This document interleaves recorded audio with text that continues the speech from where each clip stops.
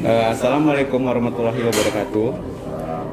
Saya dari gelombang pertama ingin mewawancarai kasus-kasus yang ada di Polres. Dan saya saat ini sedang bersama Bribka Roni sebagai narasumber yang akan ditanyai tentang kasus-kasus yang ada di Polres Langkat. Selamat siang Pak, saya izin bertanya. Jumlah kasus yang ditangani oleh Polres setempat ada berapa ya Pak? Kalau untuk Polres Langkat itu per tahunnya itu kita biasa menangani sekitar 1.000 sampai dengan 1.200 kasus. Itu per bulannya itu kadang meningkatnya itu biasanya tuh ada namanya kalender Kamtibmas. Kalender Kamtibmas itu ada tren-tren bulan-bulan yang dia kasus itu bisa naik. Contoh tuh biasanya di bulan Idul Fitri, kemudian di akhir tahun karena kebutuhan masyarakat itu banyak. Jadi untuk dari 1.200-an kasus itu yang paling banyak itu yang terjadi di wilayah hukum Polres Langkat itu adalah kasus tindak pidana narkoba. Nah, narkoba ini kenapa banyak terjadi di Wilkom Polres Langkat? Karena Wilkom Polres Langkat ini wilayah jalur yang menghubungkan antara Provinsi Nangro Aceh Darussalam dengan Kota Medan.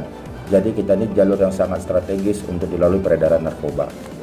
Ada lagi mau ditanya? Yang kedua, jenis kasus yang ditangani apa saja ya Pak? Nah, seperti saya sampaikan tadi, yang paling sering terjadi ini adalah tindak pidana narkoba. Itu yang nomor satu. Kemudian apa yang sering terjadi itu adalah tindak pidana pencurian. Pencurian dengan pemberatan, pencurian dengan kekerasan, tidak pidana curanmor, ini juga menjadi yang paling tinggi yang terjadi.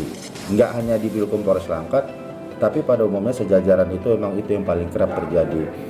Kemudian yang paling sering terjadi itu adalah kasus-kasus penganiayaan. Baik itu penganiayaan ringan maupun penganiayaan berat hingga yang menyebabkan luka, itu yang paling sering ditangani di Polres Langkat.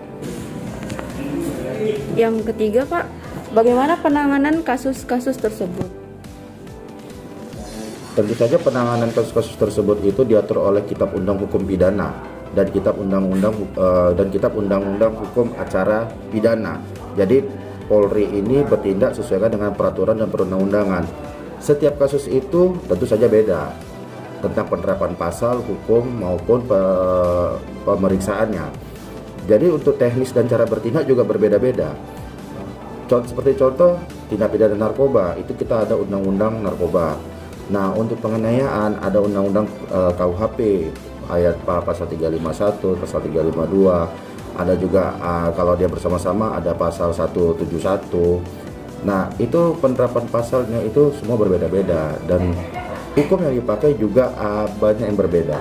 Jadi kita tergantung tindak pidana apa yang ditangani serta cara bertindak dan teknisnya juga pasti berbeda. Baik. Yang terakhir Pak, jenis sanksi yang akan diterima oleh pihak-pihak yang terlibat apa saja Pak? Untuk sanksi disesuaikan lagi dengan peraturan dan undang-undang yang berlaku.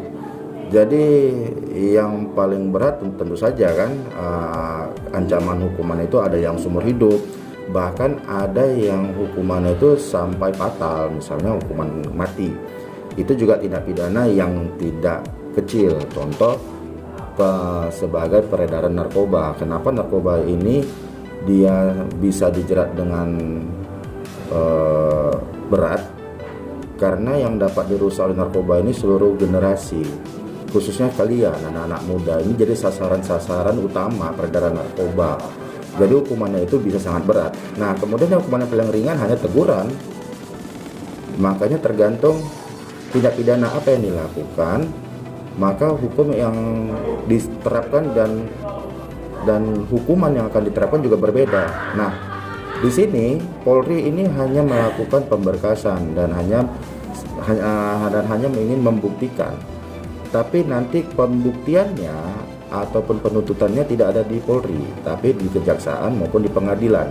Nah, putusan nanti semua itu kita serahkan kepada pengadilan. Pengadilan juga bekerja berdasarkan hukum dan peraturan yang berlaku. Itu aja.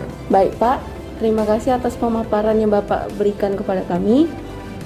Dan Kami ucapkan terima kasih. Terima kasih Mbak. Selamat siang, Pak. Selamat siang. Ingat jauhi narkoba, jauhi tindak pidana, jangan berantem, jangan tawuran. Oke? Oke. Saya Bribka Roni Perkasa dengan ini menyampaikan kepada adik-adik kami, anak-anak kami, ingat masa muda itu bukan masa untuk bersantai, bukan masa untuk bermain. Belajar yang giat, bekerja keras. Ingat masa depan masih panjang, jauhi narkoba, jauhi tindak pidana. Untuk sementara ini pandemi Covid, ingat jaga kesehatan. Bisa tentu nomor 1. Patuhi segala pesan orang tua dan pesan guru. Semangat terus.